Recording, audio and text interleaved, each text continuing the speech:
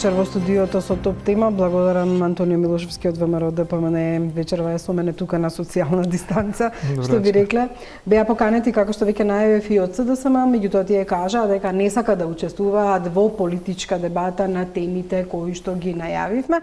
А во текот на емисијата на Скайп ќе го вклучиме и Арбен Таравари од Алијанса за албанците и претходно Артан Груби од ДУИ. Секако дебатираме за тоа дали има услови за свикување на парламентот, дали и кога би можеле да се одржат парламентарните избори и што се може да се случи во услови кога се уште не знаеме како ќе заврши кризата со коронавирусот.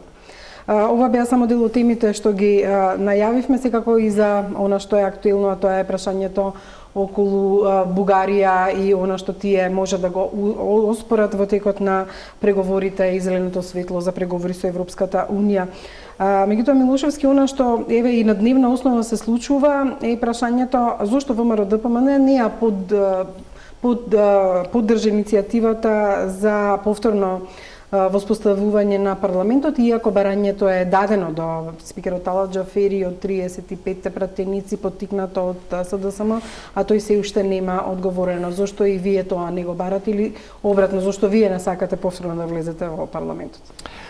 Затоа што во државата има устав кој што треба да се почитува и одлуки кои што веќе се донесени од страна на пратениците и собранието, а тоа е одлуката со 108 гласови за од страна на собранието за самораспуштање.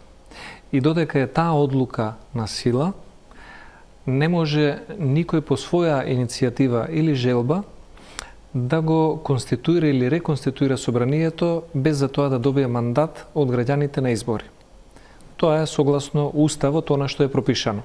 Може човек да каже дека уставот има недостатоци или дека има недоречености, но тоа е веќе друга академска тема. Генерално, откако едно собрание ќе се распушти, истото собрание не може да биде во заседание. Односно, нема мандат да заседава и да носи законодавни одлуки. Ке нас одлуки. се случија работите да се распушти собранието, меѓутоа настана воредна состојба која ја прогласи председателот. И бидејќи нема закон за воредна состојба, се повикуваат на уставот, па тука ако буквално го читаме и уставот излегува вака како што вие велите и членот 125 еве од уставот, одлуката со која се утврдува постоење на воредна состојба се донесува со двотретинско мнозинство гласови од скупниот број пратеници, има важност најмалку 30 дена, а ако собранието не може да се состане, одлука за постоење на воредна состојба донесува председателот како што ја направи и му ја поднесува на собранието за потврдување, кое што сега го нема, штом тоа ќе е во можност да се состане. Член 126 оди понатаму. Значи, ако буквално го читаме уставот. Меѓутоа, сепак нели сметате дека политички можеби ќе беше подобро за ВМРО ДПМН да го поддржи предлогот за свикување на собрание, затоа што на тој начин ќе имавте можност да ги проверувате, да дискутирате и да нотирате за одлуки кои се донесени од страна на владата, која е техничка, во време на воредна состојба кога што има можност да ги врши и законодавната власт и извршната. Мислам дека тоа е политичкиот трик на СДСМ да се свика собранието повторно, спротивно на одлуката за самораспуштање, за да можат сите донесени уредби со законска сила за време на вонредната состојба, од кои што според мене еден добар дел немаат никаква допирна точка со вонредната состојба за да се озаконат. Сметам дека владата на СДСМ е свесна дека има злоупотребено дел од таа законодавна моќ во оваа вонредна ситуација и повторното свикување на собранието би им служило како параван тие одлуки после известна дебата, без разлика колку опозицијата ќе успее таа дебата да ја задржи или да ја направи пожестока, тие сите одлуки да ги озаконат, затоа што ако некој министер од ДУИ или од СДСМ или од алтернатива на владата гласал за одредена уредба со законска сила, зошто тогаш не би го направил истото во собранието? Меѓутоа, дел од одлуките и таму е наведено дека имаат дека се само со времен карактер, додека трае воредната состојба која што претпоставуваме дека може да трае до 15 мај. Доколку и да се со времен карактер, секоја, значи, и според Венецијанска комисија, и според европското право, и според нашите закони и 2 месеци да трае одредена уредба со законска сила, да има важност, таа мора да е врзана со вонредната состојба. Вие не можете да кажете дека уредбата за исплата на неисплатени плати врз основа на договор за дело на одредени вработени службеници во СЈО, дека има врска со вонредната ситуација. Нема никаква врска. И доколку собранието повторно се состане, моја политичка проценка е дека тоа ќе служи само како параван за озаконување на сите уредби кои што владата на СДСМ и ДУИ како коалиционен партнер ги донеле во овој период, а за кои што уредби сметам не целото мнозинство, туку еден дел од нив се надвор од немаат поврзаност со вонредната состојба. Меѓутоа, вие постојано на пресконференции забележувате околу набавките, јавните набавки, па дури и за респираторите, и факт е дека опозицијата тоа треба и да го прави, да нотира грешки, да речеме, на власта. Нели ќе беше подобро за тоа да можевте отворено да дебатирате во собрание? Тоа е едната работа, и втората работа поврзана е со изборите. А ако на ВМРО-ДПМН во моментов не му одговараат брзи избори по секоја цена, тогаш веројатно ќе требаше да добие и на време, дискутирајќи во парламентот по сите овие прашања. ВМРО-ДПМН смета дека предвремените избори закажани за 12 април беа добра прилика да се провери политичкиот легитимитет на сите партии и актери во Република Македонија. Но заради виша сила се случи истите да не може да се одржат. И според мене, прашањето за избори сега не е приоритет. Приоритет е дали ние како држава, како институции и политичари ќе успееме на граѓаните да им обезбедиме здравствена и економска стабилизација на ситуацијата, за да може таквата нормализација да создаде услови во идно време за избори. Тука се согласувате и со СДСМ, и тие денеска така кажа на пресконференција. Според мене, следната нелогичност што се појавува кај иницијативата на СДСМ за собранието, и тука се гледа скриената политичка намера, тоа нема врска со правни основи во Уставот, е времето на незиното поднесување. Председателот Пендаровски на 18 март прогласи вонредна состојба, СДСМ ја поднесе иницијативата на 23 април. Зошто, ако толку СДСМ беше заинтересирана за собранието, за демократијата, за балансот, за контрола врз владата, за надзорни расправи или што и да е друго, зошто СДСМ не ја поднесе иницијативата за свикување на собранието ден, 2 или 3 после прогласувањето на вонредната состојба на 18 март, туку чекаа 35 дена, па после внатрешните коалициони, владини или меѓупартиски калкулации да ги преточат во наводно правно заснована иницијатива која што за жал нема уставна основа. И затоа сметам дека овие игри кои што ги прави господинот Заев доликуваат на неговиот карактер. Еднаш тврдиш едно пред камерите, друго прави зад камерите, трет план имаш со коалиционите партнери, четврти план имаш една сиво коалиција со ДУИ, па после талат не ти одговара, па ти одговара БЕСА или кои да се други математики. Тоа е нивна работа, но во секој случај вонредната состојба како таква беше прогласена на 18 март и ако СДСМ беше загрижена дека собранието истата треба да ја потврди, ќе ја поднесеше оваа иницијатива на 19 март. Со калкулирањето од 35 дена да се чека и потоа да се поднесе иницијатива, се гледа дека намерата на СДСМ е политичка, а не е правна. Оно што сепак е факт е дека на некој начин председателот мораше во 2 наврата да прогласи воредна состојба. И последнијата прогласување на воредна состојба на која што вие забележавте дека претходно немаше лидерска, не се одржал форматот како во датумот кога вие спомнавте. Прашање дали ќе може и по трет пат после 15 мај тоа да го направи. Значи имаме многу отворени прашања, до кога би траела воредната состојба, едното прашање. Второто прашање пак е која што се наметнува во целата оваа работа е ако не се одржаа изборите или не се одржаа на 12 април, кој ќе го поништи тогаш тој датум и зошто, например, ВМРО-ДПМН не поднесува до Уставниот суд барање за поништување на датумот за избори, за да може, што би рекол Дерковски, да се закаже нов датум и Државната изборна комисија тогаш да распише избори. Јас не се согласувам со тоа правно толкување. Според мене, решението подпишано од господинот Џафери за одржување на избори на 12 април во моментов е правно нерелевантно решение.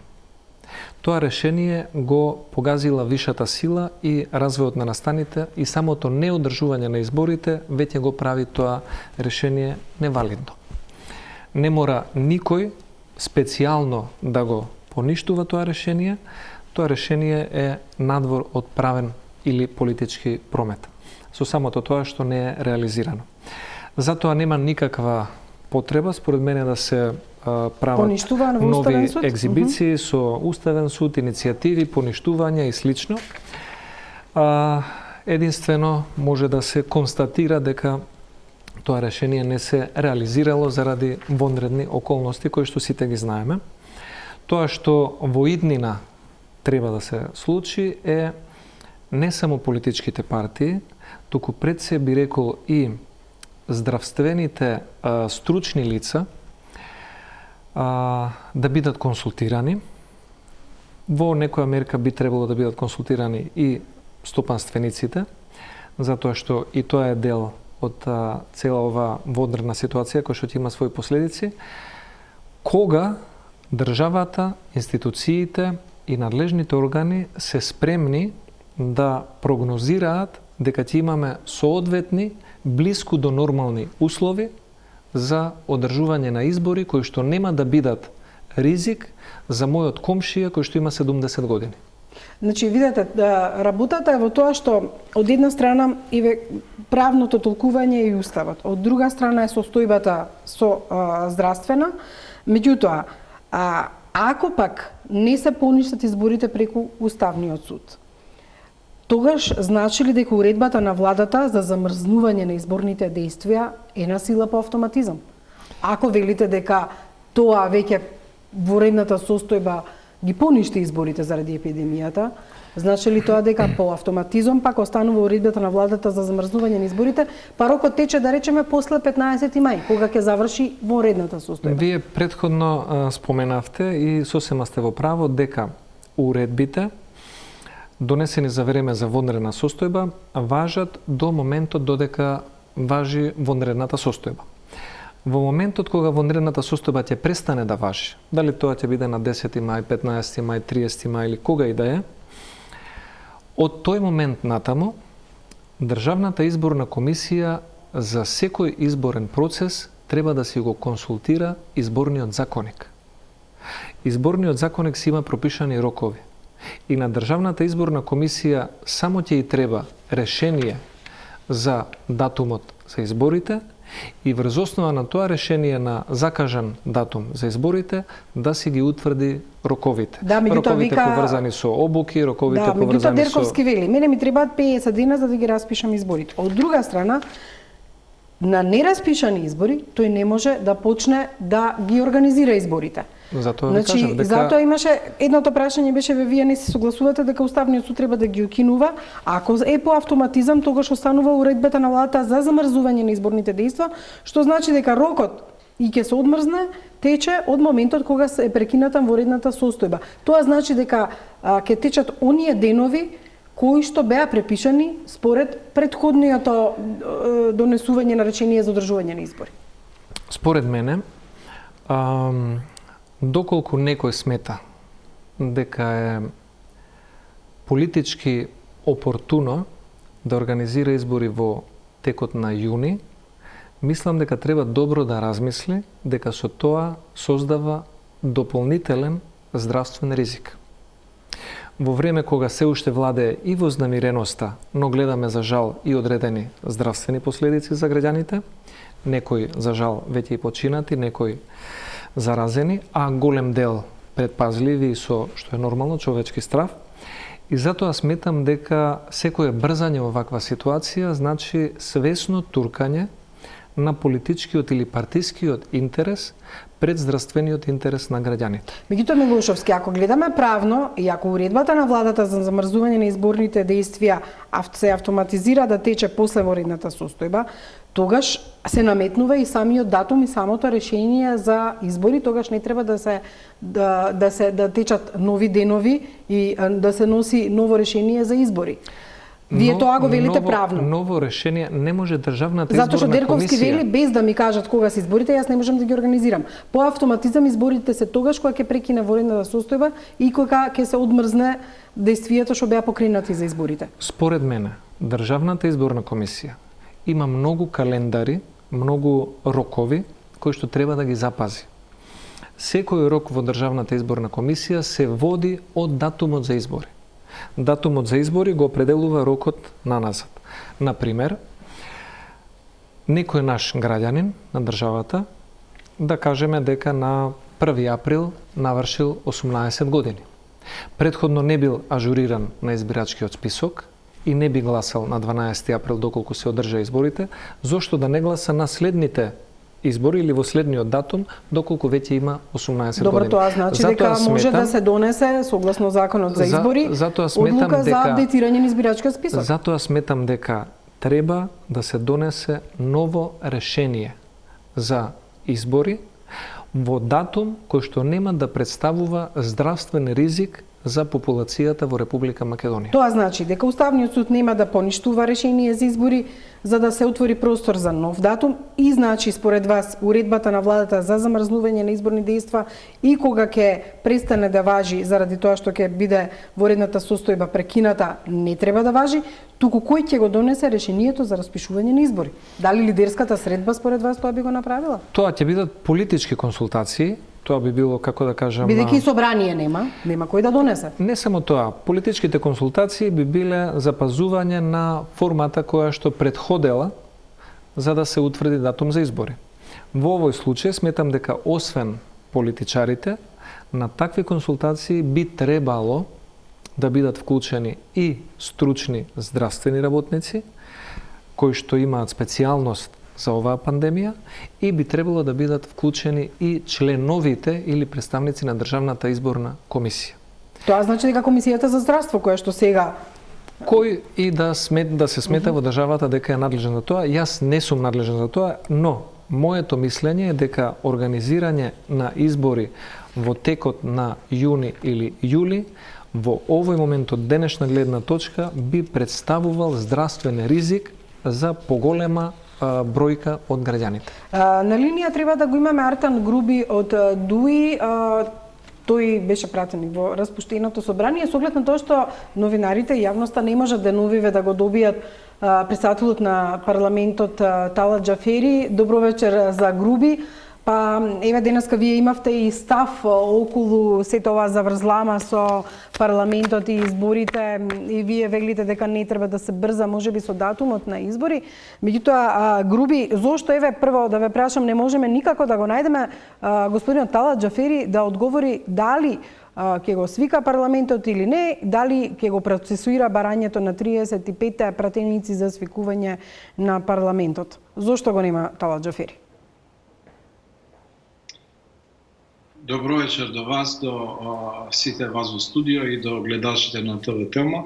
Рековте беше пратеник, во свршено минато време ми се обративте, поранешен пратеник, што мислам дека е многу точна квалификација. Тоа дека што се однесува до господинот Талат Џафери, ќе ве замолам повторно, како што ве замолив и на телефон, да му се обратите нему лично, затоа што не сум негов гласноговорник, ниту живеам во некоја близина со него за да можам да знам каде и кога би бил достапен. Ако не може да го добиете на телефон, секако можете со возило да возите до Форино, каде што он живее, и да го најдете и да му земете изјава во однос на неговите ставови по било кое прашање кое што ве интересира. Јас можам да зборувам по името на Демократската унија за интеграција, на парламентарната група, но не и на претседателот на собранието. Меѓутоа, еве, какво е вашето мислење во однос на барањето за повторно свикување на парламентот. Со оглед на тоа што велите, не сте нели толку блиску, иако сте со партиец на Џафери, па не знам дали го делите неговото мислење или имате став партиски, можете ли ни кажете партиски став на Дуи или ваш личен став во однос на барањето за свикување на парламентот? Да, можам да ви кажам и мој личен и партиски, кој што е еден и ист. Не разликува мојот став од ставот на партијата, но разликува можеби од ставот на председателот на собранието, кој што е председател на собрание каде што има многу парламентарни партии, не е само Демократската унија за интеграција застапена таму.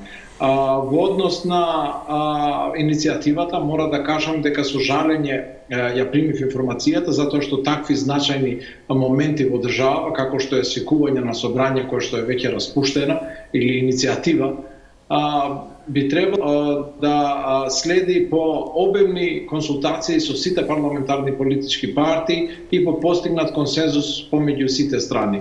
Знаете, истото го направивме и кога формиравме техничка влада, ако не се лажам, на 3 или 4 јануари, после оставката на поранешниот премиер господинот Заев, значи консенсуално се договоривме да настапиме во процес на пржинска техничка влада.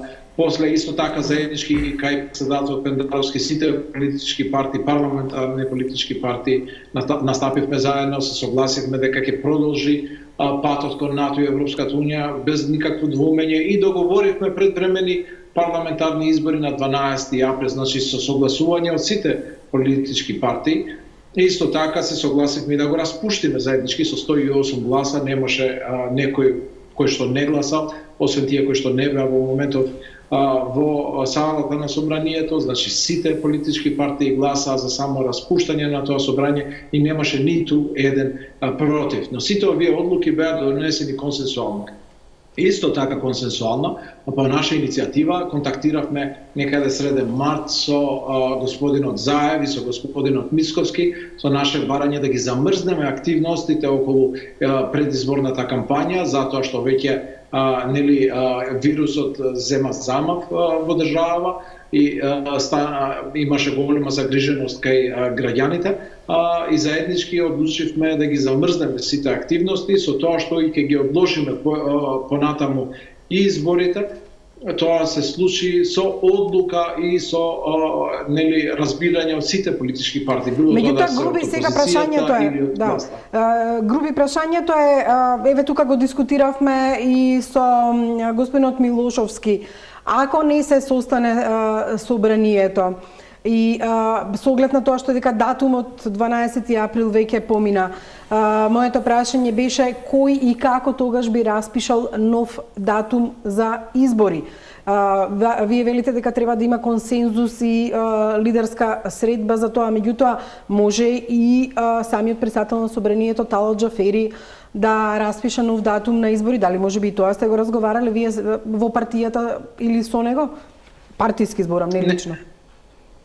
Нашиот став соодветува со тоа што вие го кажавте претходно во однос на замрзнувањето на активностите и сметаме дека по завршувањето на вонредната состојба продолжуваат роковите за изворните рокови кои што ги, ако не се лажам, се некаде на 23 или 24 дена пред одржување на избори и нашето размислување или претходниот договор кој што го имавме беше дека веднаш том ќе има услови да преидеме на предвремени парламентарни избори, но секако имајќи во предвид првенствено и најбитно здравјето на граѓаните и ситуацијата со пандемијата.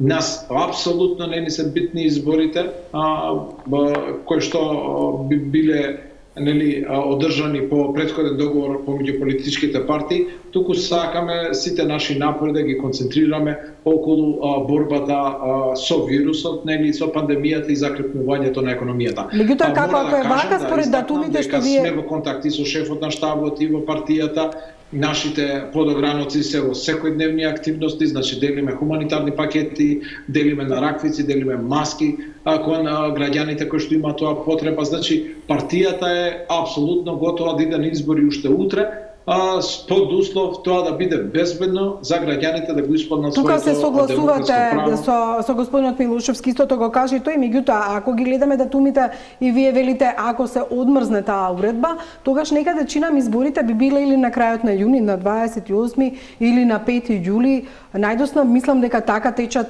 деновите и тоа е практично според вас по автоматизам новиот датум за избори? Доколку има услови за тоа и доколку Комисијата за здравство каже дека е во ред. Предпоставувам под услов тоа да е безбедно за граѓаните да го искористат своето демократско право. А џабе би било какви датуми ако се уште пандемијата бде на нашите глави и кога не би можеле да имаме кампања, кога не би можеле да имаме наблюдувачи од ОПСЕ, од ИХР и кога не би можеле да формираме избирачки одбори или уште помалку кога граѓаните би имале било каков мотив да излезат и да го искористат тоа свое демократско право. Значи се зависи апсолутно од здравјето и од јавното здравје пандемијата со COVID-19. Сите планирања, сите можни датуми се условни, под услов мора да напоменам да го победиме вирусот и да биде безбедно да се води кампања и да се одржат изборите. Господине Груби, каква е соработката меѓу ДУИ и СДСМ со оглед на тоа што барањето беше поднесено од СДСМ, Талат Џафери не одговара на барањето, не е ни процесуирано до другите пратеници, прашање дали воопшто тој би одлучил повторно да го свика парламентот. Каква ви е соработката со оглед на тоа што во пресред на сето ова и на изборите тие склучија договор и со Беса на Касами и дали и понатаму е соработката со СДСМ онаква каков што беше, затоа што чина вашиот став вака многу наликува и на ставот на ВМРО-ДПМН. Не, апсолутно не наликува на ставот на ВМРО-ДПМН, пошто ние не велиме да не се свика собранието, ниту да се да продолжи. Ние велиме Уставниот суд нека се произнесе по било каква иницијатива. Инаку само грузискиот устав дозволува чинам враќање на веќе распуштено собрание и разликата помеѓу ова распуштање и тоа во 2016 година кое што се спори по медиумите е дека во 2016 го распуштивме собранието со одложено дејство, при што гласавме денес за да го распуштиме собранието после 2 месеци. И тоа го оспоривме тогаш и тоа оспорување беше согласно договор со СДСМ, ВМРО, ДПМН и ДПА и меѓународната заедница пред Уставниот суд, при што Уставниот суд ја поништи таа одлука на собранието затоа што не може одложено действие само распуштањето да има. Значи апсолутно диаметрална спротивна ситуација. Ние велиме оваа иницијатива која што не изненади, која што е еднострана, еднонасосна, без консултација, без барање за подршка, посебно некај нас, би требало да се поднесе и до Уставниот суд да го видиме ставот и на Уставниот суд по ова прашање. Знаете, за оваа иницијатива ние дознавме од медиумите и жал ми е што СДСМ денеска не дебатира, затоа што дебатираме по нивна иницијатива, иако може да е иницијатива не на самата партија, туку на тие 35 пратеници кои што самоволно, самоиницијативно решиле да поднесат едно такво барање. За жал тие не сакаа да учествуваат во оваа дебата, само Груби, бидејќи тука е Милошовски. Имавте различни ставови околу тоа дали Уставниот суд треба да одлучува или не и по барањето за свикување на парламентот и во однос на барањето пак за одмрзнување на уредбата. Чинам дека и вие Милошовски велите да, тоа може да течат тие рокови, меѓутоа не е време. Дали од ова што го слушнавте од Груби сметате дека е неизводливо? Моето мислење е сега и да можете и да дебатирате иако сте на Скайп, тоа ми беше идејата. И господинот Тартан Груби тоа би кажал. Не ги консултирале од СДСМ, не знаеле, изненадени биле, слушнале од јавноста, некои пратеници самоиницијативно и слично. Мене искрено не ми звучи ова прилично релевантно, затоа што СДСМ и ДУИ и во изминатиот период по потреба се блиски партнери, а по потреба се и соперници. И во овој случај гледам еден таков, ајде да кажам, политички однос на некоја взаемна корист. Зошто го тврдам ова? Затоа што нема ниту еден различен став на СДСМ и ДУИ кога станува збор за уредбите кои што се донесени од страна на владата. кога би имало било каква дисонантност, таа би се забележала и во функционирањето на власта. Но власта гледаме дека функционира унисоно. И ова според мене е еден дел од таа тактика за политичка занимација во услови кога можеби на некоја од владачките партии им недостигаат реални мерки како да се справат здравствено, а особено како да се справат економски со оваа ситуација. Груби, идејата на ВМРО-ДПМН е дека собранието доколку се свика тогаш ќе ги помине сите овие законски решени, односно уредби со законска сила што ги донесе владата во време на воредни околности. Дали, еве, можете да одговорите на ова што го искоментира Милошовски, кој вели дека вие сте всушност со СДСМ, не се разликувате во однос на прашањата за уредбите со законска сила и самиот начин на донесување? Драго би одговорил, затоа што не е тосно воопшто. Ние секако сме коалицијски партнери, разговаравме и со господинот Заев, и со генералниот секретар на СДСМ во текот на претходните денови во однос на иницијативава, откако беше таа поднесена, но околу уредбите, да кажеме, ние бевме многу гласни против скратувањето на платите на целата администрација, јавниот сектор, државната администрација и јавниот сектор, и знаете дека ДУИ го попречи донесувањето на таква една уредба. Жалам што платата на господинот Антонио Милошовски сега е 14.500 денари, сведена на минимална плата, но тоа беше цената што ние требаше да ја платиме како функционери за да ги спасиме платите на сите тие вработени во државната администрација и во јавниот сектор. Други прашања кон кои што имавме исто несогласувања беа полицискиот час и како и други мерки, но таа дебата всушност се води во кризниот штаб, се води во самата влада, а не се води надвор надвор во медиумите. Секако дека имаш уредби кои што и не беа прифатени не само од нас, тука и од Социјалдемократскиот сојуз и од други партнери во текот на дебатата во владата, во самата влада, така да најмалку битно е тоа какви се односите помеѓу СДСМ и ДУИ во моментов или какви се односите помеѓу ВМРО, ДПМН и не знам алтернатива или алијанса или било која друга политичка партија. Битно во моментов е дека сите наши капацитети се концентрирани во битката против COVID-19. Битно во овој момент е дека не сме концентрирани и не очекуваме одржување на избори без тоа да биде здравствено безбедно за секој единствен граѓанин во земјата, и битно е дека сите било какви одлуки околу свикување на собрање, околу датум за одржување на избори да бидат донесени консенсуално со поставување на правилата на игра, сите на состанок на кој што сите заедно би се договориле на тие правила на игра. Значи ли, Груби, дека во мај кога ќе се одржи средбата кај Пендаровски, тогаш би можеле партиите да се договорат и за датумот на избори, па од тука ќе биде потоа и прашањето кој всушност и тој датум ќе може да го закаже?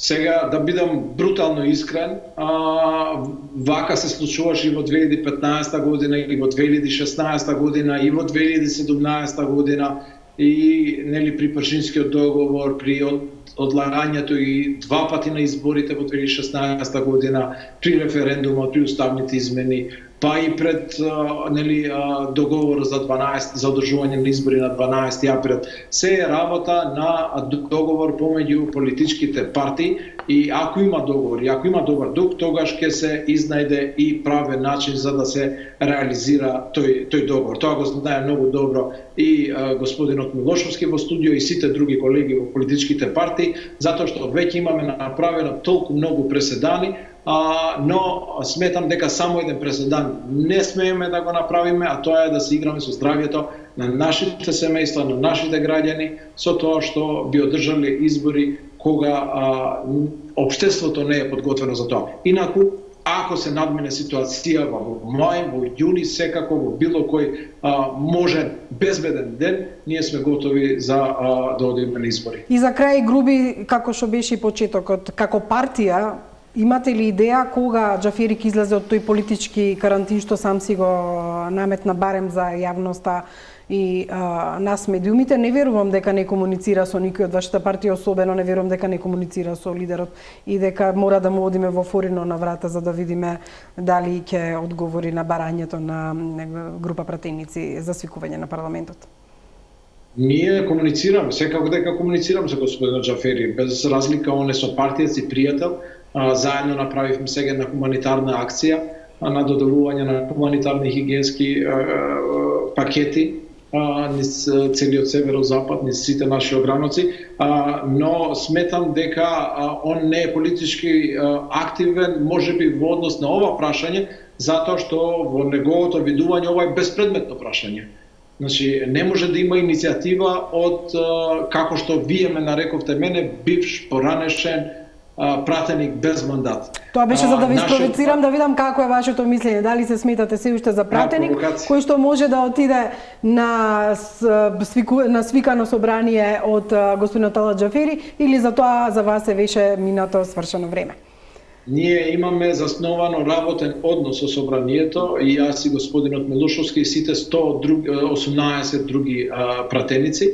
И пошто и тоа гледам дека е прашање во јавноста околу платата и на минимална плата, но како што ви кажав, ако не се лажам, според нашето истражување, само грузискиот устав има можност на враќање на собрание кое што е само распуштено, зборувам за Европа во парламентарни системи. Едно собрание кое што е распуштено го предава мандатот кај граѓаните и граѓаните на избор мандатира друг состав, нов состав на собранието за да носи одлуки. Но ако има политичка одлука, ако има одлука од страна на Уставниот суд дека е можно враќање на собранието, дуи секако дека ќе прифати било каков компромис или одлука во однос на изнаоѓање на најдобро можно решение за справување со вонредната состојба и за одредување на датум за предвремени избори. Значи, нашиот став е дека не се произнесуваме по иницијативата затоа што се уште не е доставена од страна на веќе поранешниот председател на собранието до бившите поранешните пратеници, го немаме прочитано ниту документот, ниту барањето, ниту е доставено и затоа е безпредметно да разговараме по однос на тоа прашање, затоа што ја ниту го знам текстот на тоа барање, на таа иницијатива. Сметам дека ако се дојде до било каков политички договор и ако се дојде до одлука на Уставниот суд, ние ќе го почитуваме тоа како политичка партија без никакви предрасуди и сепак инсистираме на консенсуално носење на одлуки, а не на еднострани. Господине Груби, ви благодарам што се вклучивте во топ тема на овој начин преку Skype. Еве, доколку го му одиме на гости на Џафери, ќе видиме што ќе ни одговори во однос на уредбата на барањето за свикување на собрание и текстот што вие пратениците бивши не сте го добиле се уште. Ви посакувам пријатна вечер, благодарам што бевте дел од топ тема. Останете здрави, поздрав за сите вас. Благодарам. Ова беше ставот на Артан Груби или Дуи, веќе не знам ни јас точно како да толкувам со оглед на тоа што еве не можеме да го добиеме господинот Талат Џафери во однос на прашањето за свикување на парламентот, меѓутоа имам чувство дека Дуи смета дека тоа не треба да биде свикано, бидејќи пратениците, како што рече Груби, се веќе бивши пратеници и дека не постојат услови за такво нешто. Практично не знам кога ќе излезе Џафери од ној политички карантин што тој сам себе си го наметна. Да бидам искрен, јас немам никакви, како да кажам, посебни чувства кон статусот на господинот Талат Џафери, бидејќи не сум гласал за него да биде на таа позиција и знаеме како беше таа, да ја кажем, контраверзна седница, без записник и ништо. Но мора да е прилично непријатно да сте пратеник кој што го гласал Џафери да биде председател на собранието во една контраверзна седница, а сега да не добиете ниту усмен одговор на поднесена иницијатива. И навистина ми е жал за тие поранешни колеги кои што се доведува во ваква ситуација, но очигледно е дека политиката има широки растегливи граници, па човек може да се најде и од една и од друга страна на спектарот. Меѓутоа, кога станува збор за ДУИ, вие самите велите дека еднаш се однесуваат како коалициони партнери, а еднаш се однесуваат како дисонантно по одредени прашања. Еве ќе ви кажам еден пример. Меѓутоа, цела во овај, еве како што вие би рекле во ВМРО, ДПМН играрија можеби околу парламентот, дали сметате дека е вешто направена само за да се добие на време или зошто воопшто е покренато прашањето тогаш за свикување на парламентот, ако ДУИ не се согласува со тоа и Талат Джафери тоа не го прифати? Мислам дека и на владеачката коалиција, а тие се двете најголеми партии, СДСМ и ДУИ, им одговара тема која што би значила дефокусирање. Ова е одлична тема за да се дефокусира вниманието од реалните потреби на 10.000 мали и средни стопанственици кои што и минатиот и овој месец мислат како да преживеат.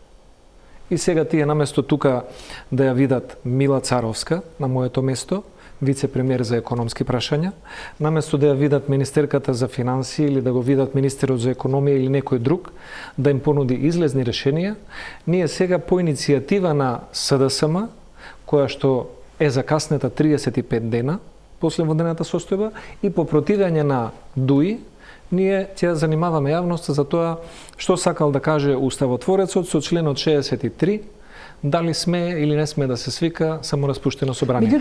Затоа мислам дека им одговара. Инаку, еве ќе ви спомнам една уредба со законска сила, за која што сметам дека е еден од малкуте показатели дека СДСМ и ДУИ имаат прилично добар дел на заеднички интереси.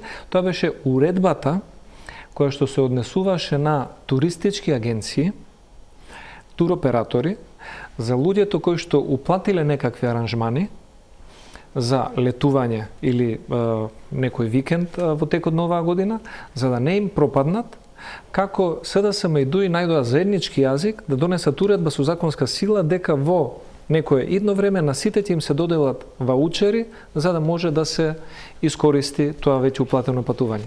Тоа нема никаква допирна точка со вонредната ситуација, ниту пак е здравствено, ниту пак е економски оправдано или испатливо. Затоа сметам дека користа од ваквата дебата на поднесена иницијатива спротивна на Уставот и на политичко самоизолирање на господинот Джафери и релативизирање од страна на господинот Груби или кој да е добра тема за дефокусирање на јавноста во моменти кога граѓаните стрепат за своето работно место или за здравствената ситуација која што на еден или на друг начин се менаџира. Дали во ВМРО ДПМН е заеднички ставот за тоа дека требаше да поттикнете вие да се состане парламентот или не, затоа што читавме различни ставови, дури и на луѓе од вашата партија или луѓе кои го поддржуваат ВМРО ДПМН, така наречени експерти, кои што еднаш велеа едно, друг пат велеа друго. Имам впечаток дека ВМРО ДПМН некако немаше, веднаш кажа не на понудата за свикување на собрание, а потоа имав чувство политички, не зборам уставно, не зборам правно, јас знам дека вие правно го толкувавте тоа, туку политички дека можеби избрзаа со одлуката никако да не се свика повторно собранието. Ние пред неколку дена имавме средба на повеќе кандидати за пратеници на следните избори, вклучително со дел и од раководството на партијата. Нема никаква дилема. Нашите политички мотиви или интереси може да бидат една работа, но одлуката со 108 гласа за да се само распушти собранието е на сила додека истата не се укине. И не може ни еден политичар заради својот интерес или прагматизам или очекување тоа да го смени. Меѓутоа вели да консензуален договор преку лидерска. Очигледно така и ќе заврши целава работа. Кај председателот Пендаровски кој во своето соопштение имено на крајот кажа дека ќе се разговара на таа лидерска, освен за состојбите, ќе се разговара за натамошниот тек на политичкиот процес во земјата, како и за можните термини за одржување на следните парламентарни избори. Ако се разговараме правно, тогаш како може една лидерска средба и еден политички договор да биде над правото, над уставот и над сето ова што го разговараме? Тоа е пракса кај нас, всушност нема да биде прв пат, ги споменавме предходните години. Не се согласувам, затоа што минатиот пат имаше исто дилеми, правни и политички дилеми, како треба да се прогласи вонредната состојба при самораспуштено собрание. иницијативата на ВМРО-ДПМН беше и за среќа беше прифатена да се направи една, би рекол, комисија на стручни лица по уставно право и политички систем кои што ќе можат да го предложат решението. И така се предложи и тоа решение се стигна до него. Инаку, да бидам до крај прецизен, нашиот првичен предлог беше да се прогласи не вонредна, туку кризна состојба. Да, меѓутоа тоа ќе ги комплицираше работите затоа што требаше да оди преку председателот Пендаровски, мислам дека во гостување во вашата телевизија спомена дека државата нема ресурси за тоа да може да го менаџира.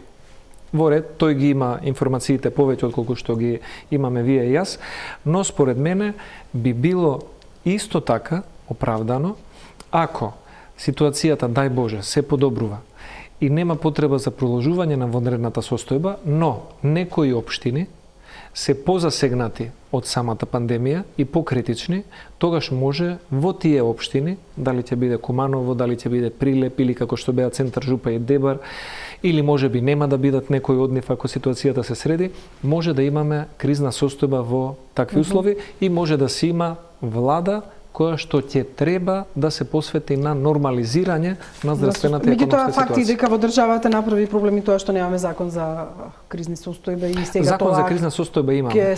Немаме закон за вонредна состојба. Да, се извинувам за лапсусот. Пауза за реклами и по рекламите го вклучуваме и господинот Арбен Таравари од Алијанса за албанците. Останете со нас.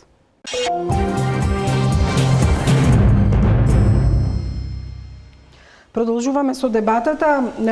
Видете, цела оваа работа на гледачите не знам и колку им е јасна, затоа што неколку опции се во прашање, веројатно треба експертите многу повеќе да разговараат на темиве околу можноста за распишување на изборите, иако морам да признам дека министерот за здравство кажа дека се уште не разговарале на оваа тема, затоа што тој се уште се бори со мерките кои што се ги прогласува комисијата и ги доставува до владата за борба против COVID-19.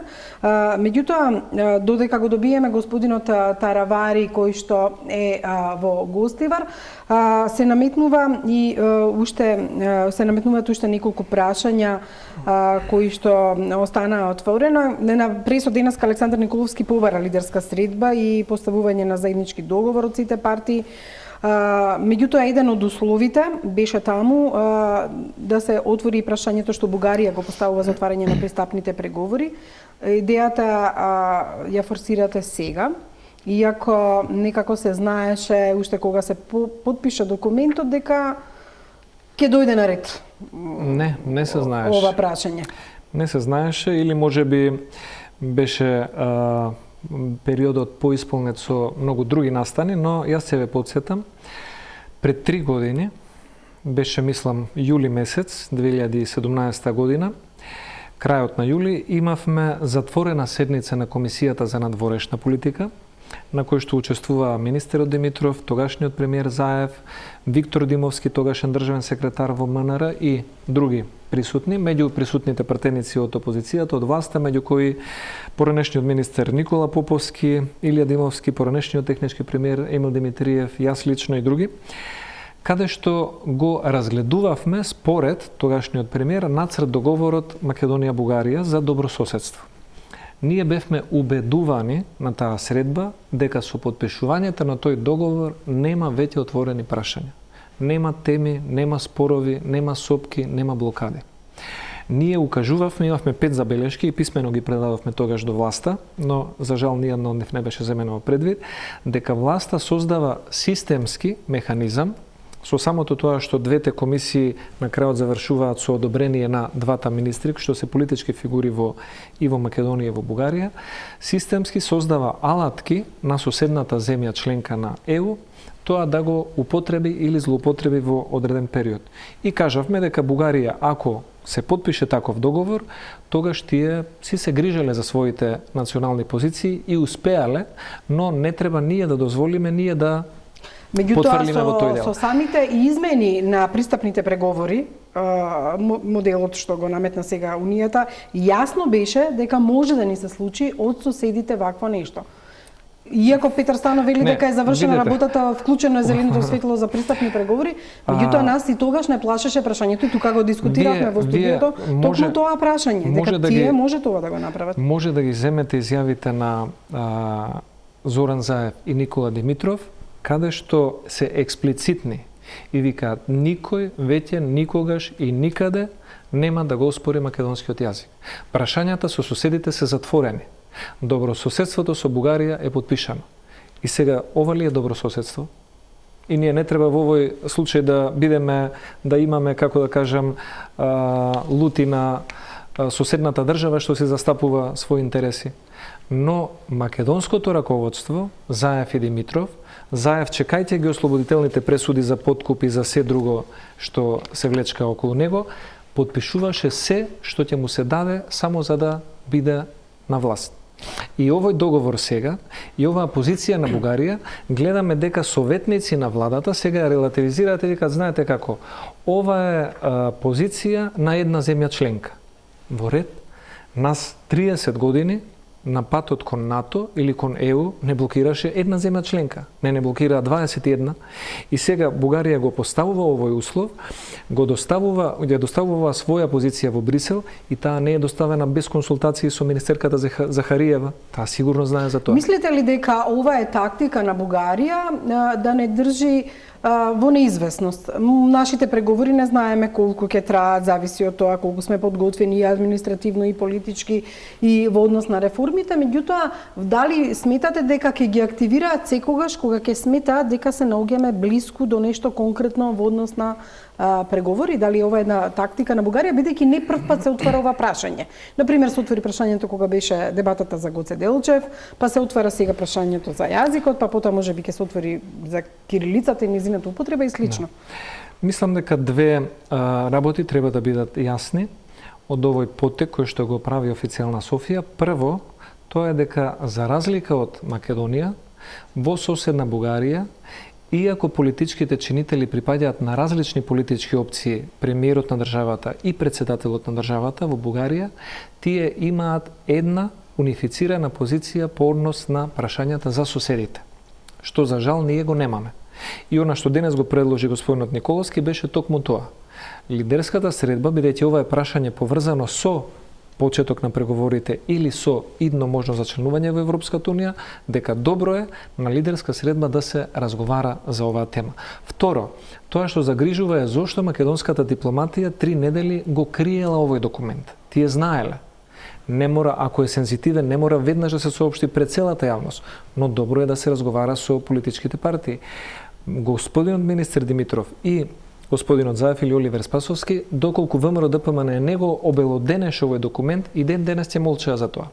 И трето, да, јас очекувам оваа официјална позиција Бугарија дали на еднаш или на рати да ја искористи и да ја употреби во текот на преговорите за членство. Сметате дека треба да се изгради национален консензус во однос на политиката кон Бугарија по ова прашање, односно да имаат единствен став СДСМ, ВМРО ДПМН или сите политички чинители во однос на тоа како ќе одговараат на овие непристојни бугарски предлози? Или... Па сите политички чинители треба да изградат еден став. Затоа што вие, ако еднаш заради калкулација одстапите за името, втор пат заради калкулација одстапите за уставот, трет пат заради калкулација одстапите за вашиот идеолог на вашата нација, тогаш може и кај самиот сосед, овој или некој друг, да се појави дилема да рече, во ред, во оваа држава нема политички консензус, со мал притисок ќе одстапат за што и да посакаме. На линија го имаме господинот Арбен Таравари од Алијанса на албанците. Доколку се слушаме, господине Таравари, добро вечер. Ви благодарам што се вклучувате во топ тема од гостивар оваа вечер. Тука со господинот Антонио Милушовски, а претходно на Скајп и со Груби разговаравме околу иницијативата за свикување на парламентот и неодговарањето на господинот Талат Џафери по иницијативата на претениците, главно од СДСМ.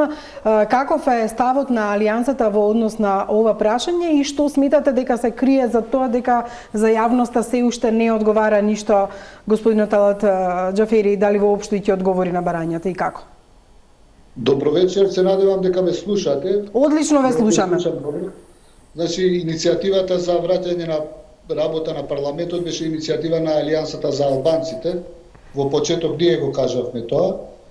Потоа се појавија уште одредени пратеници, па и пратеничката група, ако не се лажам, на СДСМ, така да во вакви услови ние сметаме дека, бидејќи се работи, Македонија е парламентарна демократија, се работи за тоа дека веќе се наоѓаме во вонредна состојба, еднаш се прогласија 30-дневна вонредна состојба и сметаме дека оваа ќе трае сигурно и ќе мора некако да се враќа да функционира парламентот. Иако тој е веќе само распуштен, знаеме дека после само распуштање тие пратеници не смеат повторно да функционираат како пратеници, меѓутоа во случај на војна, ако не се лажам по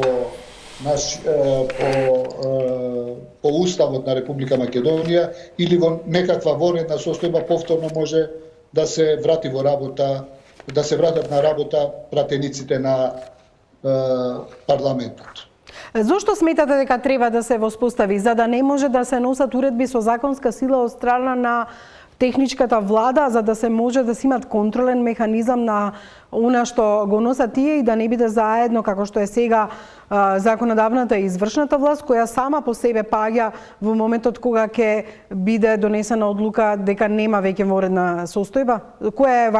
Зошто би требало да се состане пред се парламентот? Реков, по устав Македонија е парламентарна демократија, нели? Парламентот е тој што треба да ги контролира и владата, меѓутоа и работата на председателот.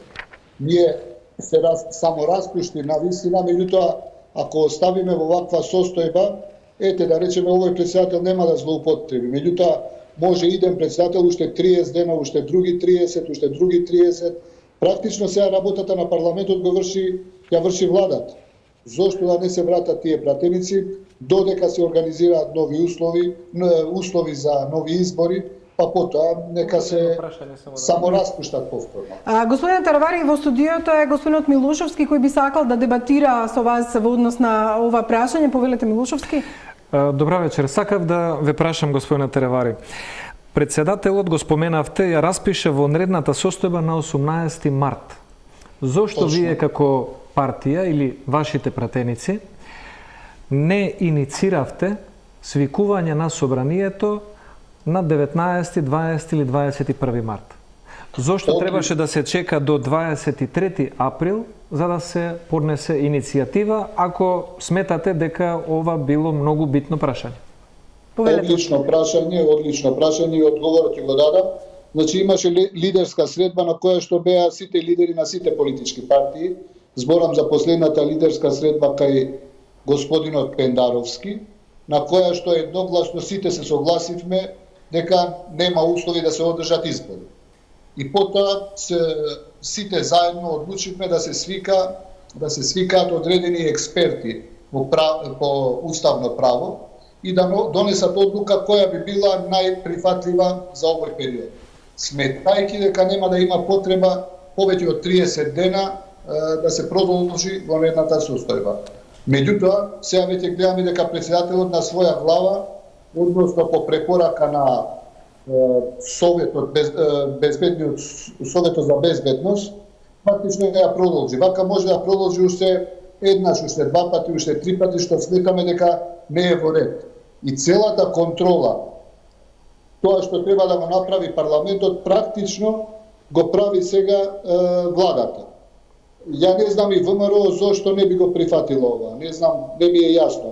Подобро да има контрола над владата и председателот со парламентот, отколку да ги оставиме своје главо да си функционираат. Меѓутоа ВМРО ДПМН Иве Милошовски вели дека доколку се состане парламентот, сите уредби за донесени со законска сила од страна на владата биле протнати во парламентот. Тоа е второ прашање, тоа е втора тема. Првата тема е зошто да речеме кризниот штаб може би ќе одлучи дека вие сте биле подобар министер за здравство од Венко Филипче и ќе даде препорака вие да бидете да се вратите на позицијата министер за здравство. Тоа не може сега Милошевски вакаве теоретизирање да правите. Сакам да ви кажам дека кога одлука од собрание со 108 гласа за самораспуштање е донесена и истата е правно валидна, таа важи до моментот додека некој не ја поништи. Меѓутоа, одговорете му на политичкото прашање на Таравари, зашто вие не сакате да се состане парламентот? Политички тоа што сметам, која е играта, според мене, на владината коалиција. Она што е донесено се како уредба со законска сила за време на вонредна состојба, за жал не се сите уредби поврзани со вонредната состојба, можам и да набројам неколку такви. Доколку повторно собранието се свика, сметам дека владеачкото мнозинство, владеачката коалиција само ќе си ги озакони и оние незаконски уредби со законска сила кои што ги донеле за време на вонредна состојба. Едно прашање, ако може да ме прекине. Да, повелете. Дали може владата сега да донесе одредени закони без да свика парламент? Тој го прави. Доколку законот се однесува на вонредната состојба заради која што е истата прогласена. Например, прашувам за други закони, дали може да ги помине? Владата не може да поминува закони кои што немаат допирна точка со разрешувањето на вонредната состојба заради која што владата станала законодавец. Значи, владата може да донесе закон дека оваа маска не смее да се продава повеќе од 10 денари. И тоа ќе биде уредба која што има врска со вонредната состојба. Но не може владата да донесе сега закон да ги одземе ингеренциите на општина Гостивар во врска со не знам што со образование. Вие па еднаш наведувате дека може, како што беше примерот со туристичките агенции. Јас ви кажувам дека го злоупотребиле, но таа злоупотреба на таква уредба кога ќе нема вонредна состојба ќе се... Зошто да дозволиме да злоупотребат кога можеме парламентот да го вратиме? И во парламент и вие, и ние, и другите партии да го кажат тоа што не е во ред. Зошто да не ја користиме таа алатка?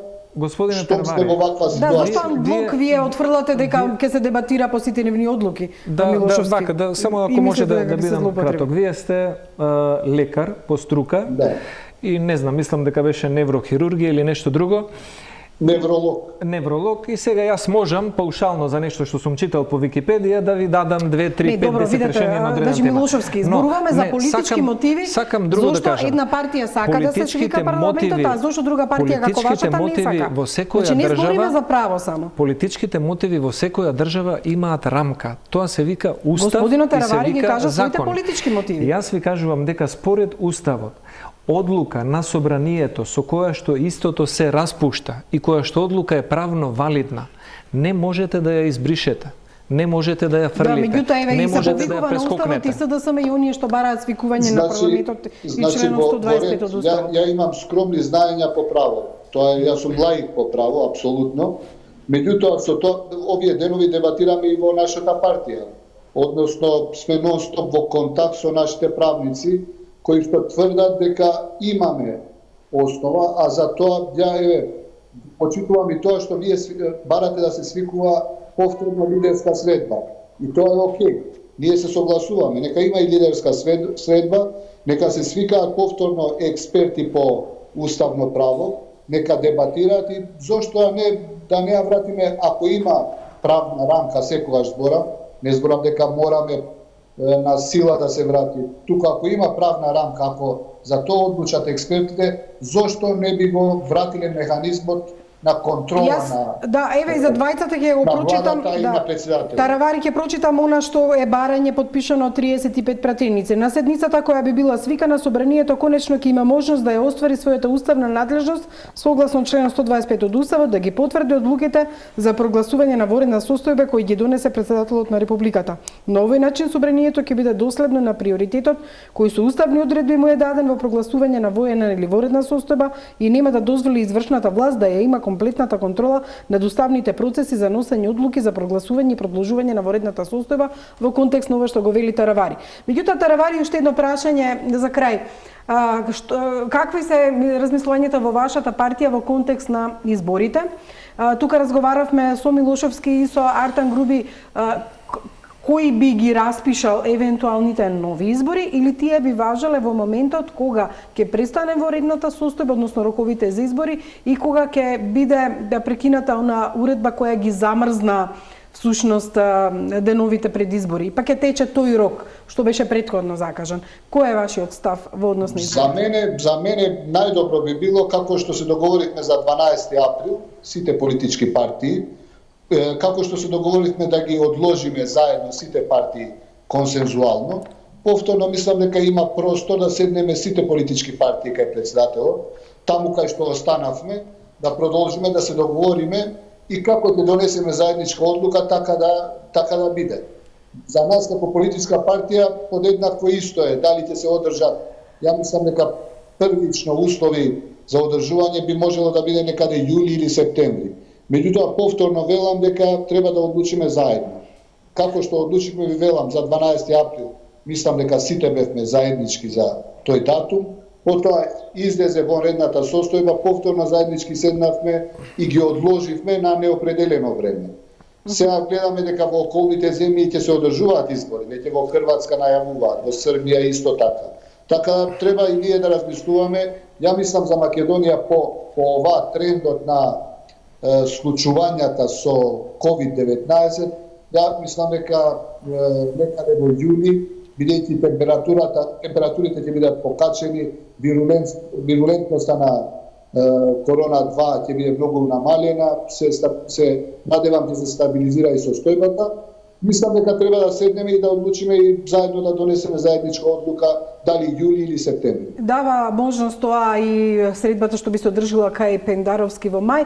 И за крај, како го толкувате молчењето на господинот Талат Џафери во однос на барањето за свикување на парламентот поднесено од 35 пратеници, кое што всушност и не е процесуирано до, што би рекол пак груби поранешните пратеници? Зошто молчи, зошто Џафери и како го толкувате вие тоа? Господинот Џафери образложи и во лидерската средба кај господинот Пендаровски дека според него е неуставно тоа, го разбирам и тоа, тој така мисли, меѓутоа мислам дека ако свика одредени експерти заедно со председателот на државата, би нашле заедничко решение. Мислам дека молчењето на Џафери е политичка одлука нивна. Гледаме дека Дуи едноставно во моментот инсистира да продолжи оваа статус кво состојба, им одговара да бидат на власт, да ја злоупотребуваат власта, како тоа се случувало и секогаш овие 18 години, така да одлуката на господинот Џафери, значи како конечен одговор е дека е повеќе политичка. Не е рационална. Така, значи останува вашиот став дека на лидерска средба и со правни експерти треба да се реши прашањето околу евентуалниот датум за изборите, а сметате дека контролен механизам сека пак би бил парламентот кој што веќе е распуштен. Еве како резиме на ова ваше вклучување. Ви благодарам многу што се вклучите во топ тема. Знам дека тешко оди вака дебатата индиректно. Подобро е кога сме во студиото, меѓутоа еве да ги почитуваме мерките кои се наметна согласно кризата со постоењето на коронавирусот. Ви благодарам, господине Тарабаје. Ви благодарам на можноста, имајте убава вечер. И вие исто така. Поздрав. Благодарам. Еве, ова беше ставот на Алијансата, кои сметаат дека треба да постои контролен механизам, тие се во опозиција, и дека парламентот, иако е распуштен, би можело да ги контролира одлуките што ги носи владава во оваа ситуација. Меѓутоа, тука мислам дека сите се согласувате дека една лидерска средба би можела да го реши прашањето за одредување на датум на избори, согласно сите велите исто, каква е состојбата со коронавирусот во државата. Мислам дека на таа лидерска средба прва точка треба да биде образложението од страна на председателот Пендаровски за аргументите врз основа на кои повтор пат прогласи вонредна состојба, иако уставот тука е стриктен. Прогласувањето повтор пат на вонредна состојба е уставно спорно. Да, вие тогаш го споривте затоа што не одеше по тој механизам како што беше првиот. Не само пат. Тоа, туку затоа што уставот е изречен, мислам дека беше член 125 и уставотворците кои тоа го правеле нормално споредувале и други услови. Дали повеќе доби впечаток дека затоа што не се консултирали со вашата партија? Не само тоа. Сметам дека треба тој како председател да е свесен што смее, а што не смее да направи според уставот.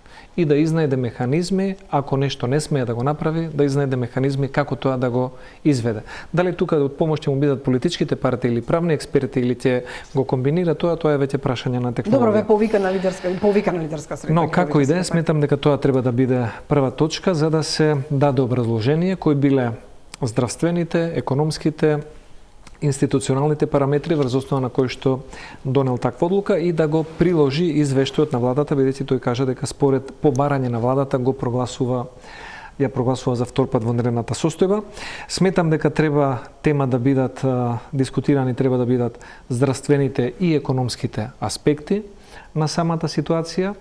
Доколку се прифати од другите присутни, нам би ни било драго да дискутираме и за најновата позиција на официјална Софија поврзана со почетокот на преговорите, бидејќи станува збор за прашање поврзано со евроинтеграциите, што се национален консензус. Тие нешта би биле приоритет. И на крајот ќе повторам, организирање на избори само во момент кога луѓето кои што имаат повеќе од 60 години ќе се чувствуваат дека немаат преголем ризик да го остварат своето гласачко избирачко право. Се друго ќе биде дискриминација по однос на возраст и оневозможување нивно да ја изразат својата политичка волја. За крај, денеска 27 април, своевремено бевте во парламентот кога се случуваа немилите настани, денеска и новинарите поднесоа тужба заради тоа што им се случи во законодавниот дом да доживеат едно такво известување за такви инциденти. Течеа судски процеси, едниот заврши, сега би требало да тече и оној за организаторите. Како се чувствувате од оваа временска дистанца во однос на прашањето на задоволување или незадоволување на правдата во однос на овие настани? Во секој случај беше непријатна ситуација која што никој не би посакал ни да се случеше, ниту да се повтори. Но она што за мене во изминатиот период беше изненадување, политичко изненадување, во една дебата во собранието на теми поврзани и со владењето на правото и со селективна правда или амнестија, бев изненаден кога на реплика од страна на пратеникот Крсто Муковски кон мене, кога ме нападна на политичка основа, истиот доби аплауз од пратениците на СДСМ. И сметам дека тој момент, кога пратениците на СДСМ му аплаудираа на пратеникот Крсто Муковски, кој ги отвори вратите на насилството во собранието, представува еден парадокс за тоа колку во политиката постојат непринципиални работи. Господин Милушевски, ви благодарам што бевте во топ тема. Навистина ми е жал што во студиото не дојде од СДСМ. Ова потсетува на едни времиња кога вие како партија, кога бевте на власт, не сакавте да учествувате на дебатите, се сменија работите, тега тие се оние кои што не сакаат да доаѓаат на вакви политички дебати по отворени прашања. Меѓутоа, јас се надевам дека она што е приоритет за сите нас е како ќе се справиме со кризата со коронавирусот, да нема зголемен број на заболени и починати. Јас ви благодарам за поканата, во секој случај и пожелувам на сите добро здравје. Благодарам за вниманието, останете на програмата на Телма. Имајте пријатна вечер.